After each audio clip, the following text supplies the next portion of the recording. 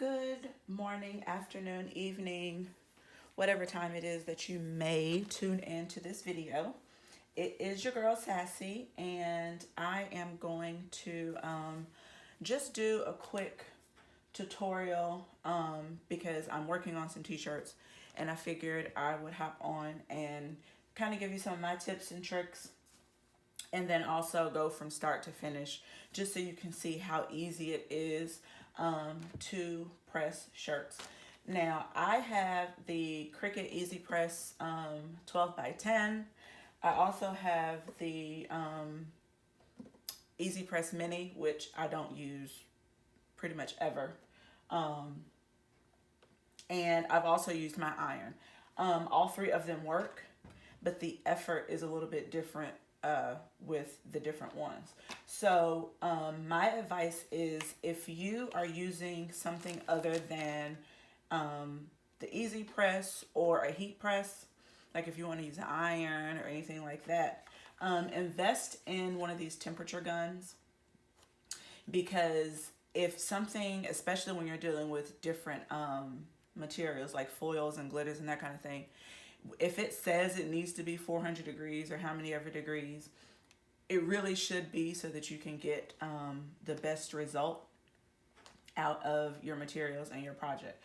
So you can invest in one of these little heat guns, and it literally, you just point it at whatever you're trying to take the temperature of, and then it'll tell you the temperature of it. So like right now my EasyPress is off, but it's reading at like 115 degrees. So while I'm talking, we're going to go ahead and fire my EasyPress back on. Now, one of the things that I like to do is I store all of my t-shirts in Ziploc bags by size and color. And I'm really anal about smells. I don't like for stuff to not smell like it's supposed to smell. That drives me crazy. So I'd like to keep my items separated so that no food smells can get into them, anything like that, and it just kind of keeps them safe and organized. I also do not press without wearing gloves, especially when you're dealing with white, because even if you wash your hands a million times, you think your hands are clean, and then you touch your t-shirt and you've smudged it, and it's your last one. You can't order any more until the next day, and that's just bad. So that's another thing I do. I also, and because my press is ready, I'm gonna start moving around. I also spray my garments with it's a lemon scented linen spray, and it works wonders for me. I always get people telling me that they love how fresh their shirts smell when they get them. Also, you want to have either something to measure with. I use this one, but I also have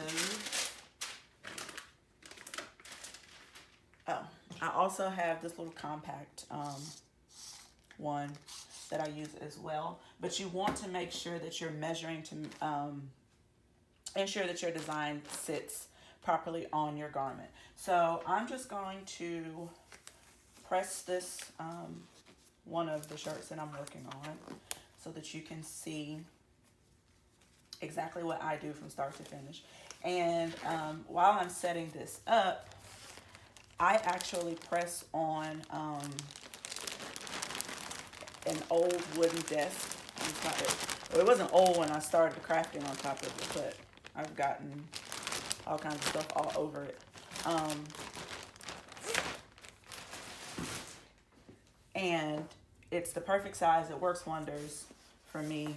And then I don't own, I take that back.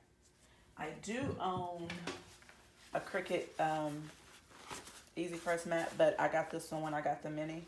Again, I don't really use the Mini, and I haven't really used this much since I got it. I actually just took a old fleece blanket, and then this is actually from an airplane.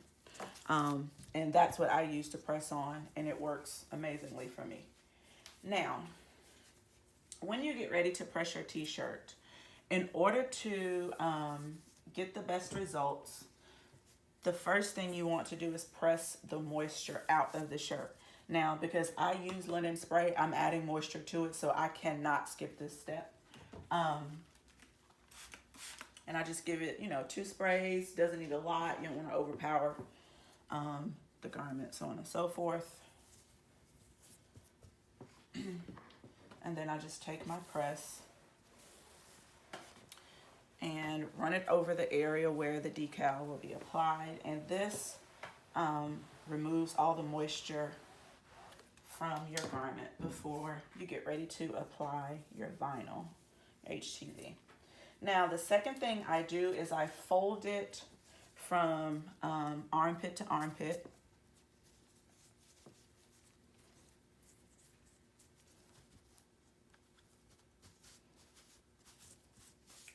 All right, and then press just a little to put a slight crease. And then I turn around and fold it shoulder to shoulder evenly.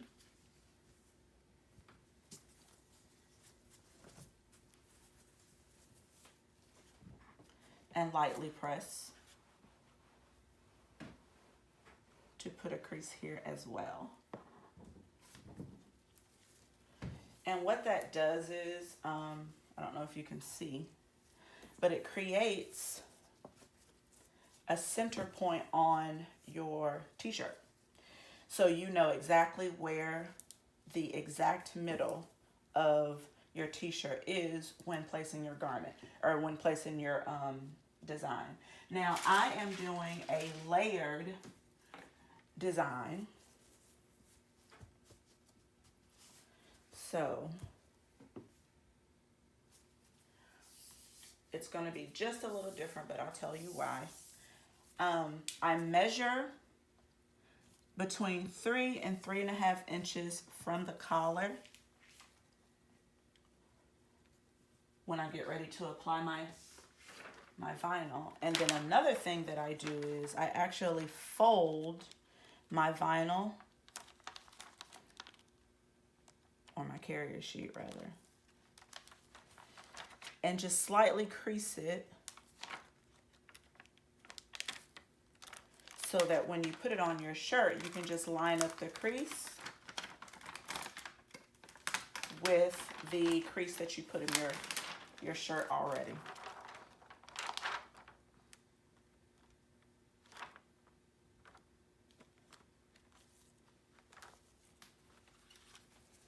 Now, don't worry about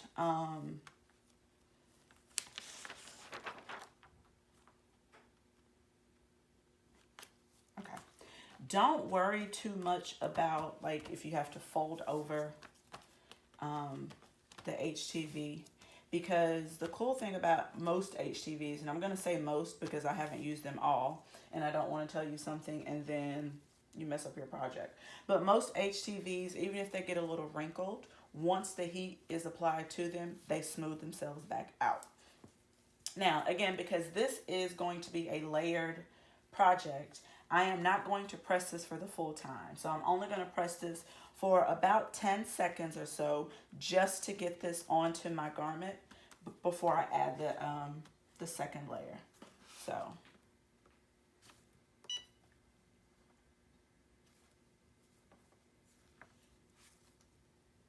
and you don't need a ton of pressure. Actually, when I add a lot of pressure, what ends up happening is I end up scorching my vinyl. Now, one thing I like to do when I get ready to peel is I peel from corner to corner and I just kind of roll it off just like that. Okay. Then I add my second layer.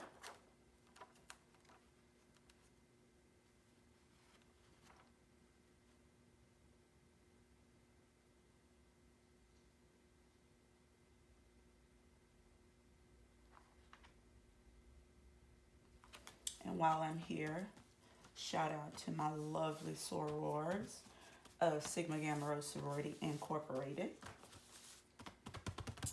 All right, so because I'm going to be applying a layered image, I take a piece of parchment paper just to kind of help protect the vinyl that I've already applied. And then I press for this particular vinyl for 30 seconds at 330 degrees.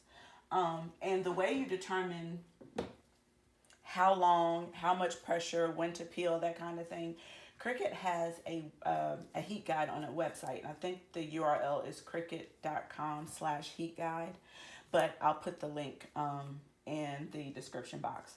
But basically you go in and you choose what you're going to be applying the vinyl to, what kind of vinyl, what materials, that kind of thing. And it tells you exactly how much pressure to apply, how long to press it, all of that good stuff. I do this, or I have been doing this so much that I've kind of memorized the settings for, you know, certain garments.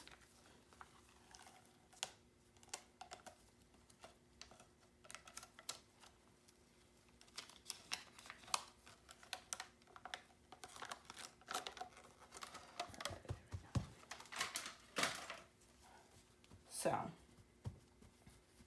once you have it applied to the front, you flip it over and you press for about another 15 seconds.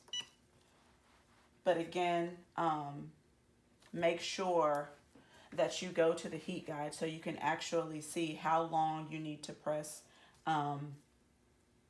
your project. Okay. And then I go back and I kind of spot check to make sure that everything has adhered the way that it needs to.